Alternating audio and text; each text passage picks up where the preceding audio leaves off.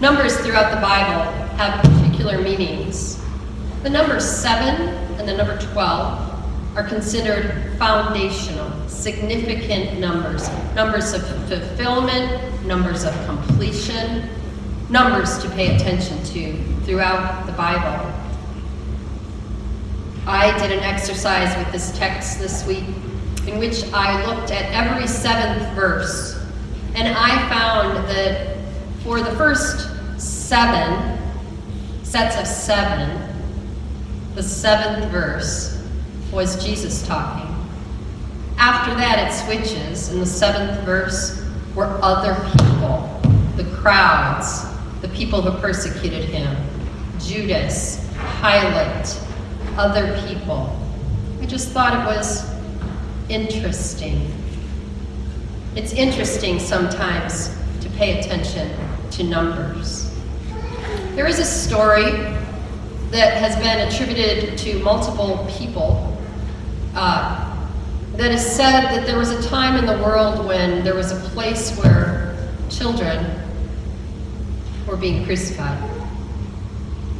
And a bystander mocked someone who was crying, much as the soldiers mocked Jesus in the Passion story, and said, "Where is your God now?" And the person who was crying said, "Right there, in that child whom you have crucified." That's the point of the Passion story, and the reason we read it, and the reason we look so closely at our faith today, is that when we sing, "Were you there?" we might think we weren't there, but we are here, and we see people crucified every day, do we not?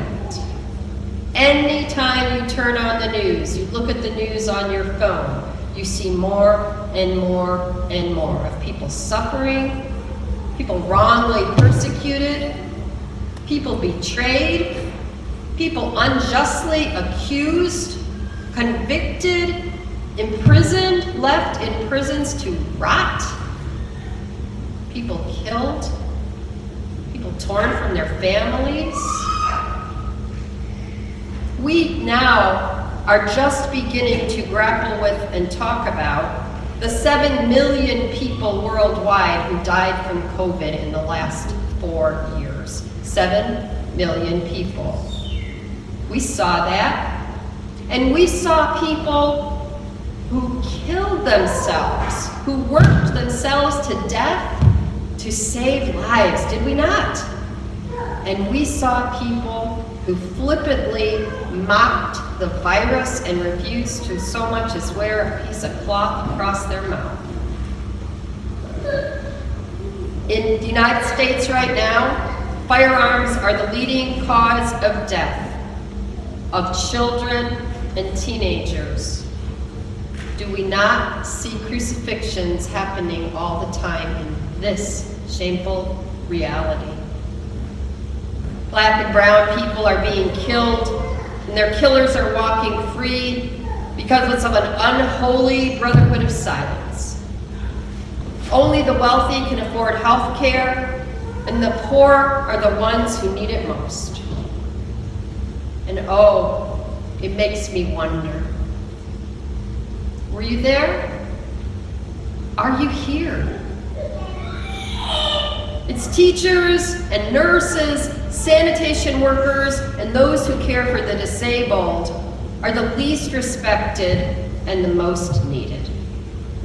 They are making a pittance to live on, and they work long hours doing work no one else wants to do. Were you there? Are you here?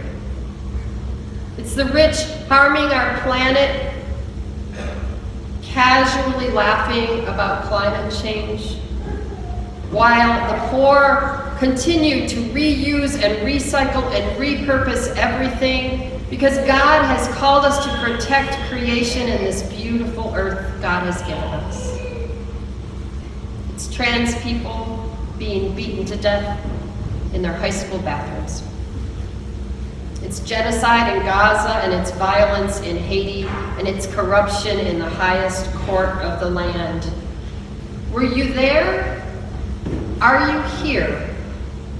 We see unholy, violent deaths committed against innocent people every single day. And God is with them, and we cry. Political candidate right now is threatening a bloodbath if he loses, and standing on a platform of racism, hate, and vengeance. This is allowed in the land of the free? Were you there? Are you here? This is a week, good, faithful people. This is a week to not be ashamed of your sorrow, your despair, or your tears. There are some things worth crying about. The alternative is that we routinely look away so that we will not cry and be overtaken by the situation. And if we are called to do anything, we are called to be a witness, because sometimes that's the only faithful thing we can do. This is a week in which we choose again and again and again the power of love over the love of power. On the day that Jesus rode into Jerusalem on a donkey, evidence of his deep humility,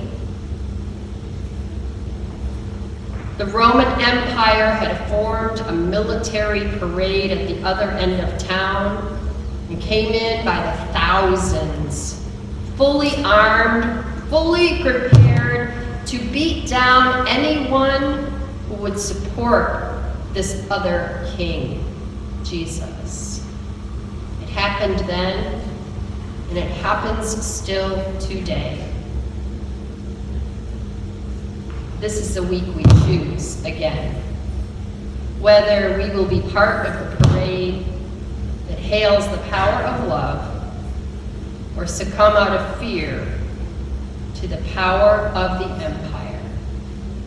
You have come this far by faith, and you did not come this far to cave now, to fear, even though everywhere we look, we think there is reason to do so.